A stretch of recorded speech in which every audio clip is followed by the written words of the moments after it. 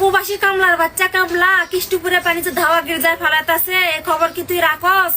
প্রবাসী কামলার বাচ্চা কামলা ভালো আছে, সময় আছে, কয়া দিলাম। দেশের মানুষের কাছে প্রবাসী আর বিদেশি মানুষের কাছে মিসকিন, আর জ্ঞানী গুণী মানুষ বলে আমাদেরকে রেমিটেন্স যোদ্ধা। আর তোদের মতো যেগুলো চুতমারানি মাগি আছে এরা আমাদেরকে বলে কামলা।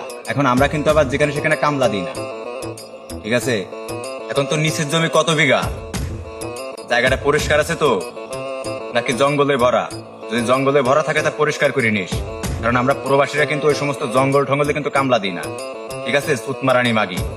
আরে এই পাশে বসে থাকা বিটিএস বান্দির ফুলা, শালার বউ ব্যবসায়ী খানকির ফুলা, তোর কি লজ্জা করে না? এই চুতমারানির ফুলা, যদি তোর অনলাইন থেকে যদি টাকা পয়সার এতই কামানো যদি দরকার থাকে, ওরা দুইজন মিলা কাপড়টা খুইলা ক্যামেরাটা অন কইরা সুন্দরভাবে একটা লিঙ্ক বের করে দে, আমরা প্রবাসীরা ভাইরাল করে দিই। শালা চুতমারানি ফুলা, বান্দির ফুলা।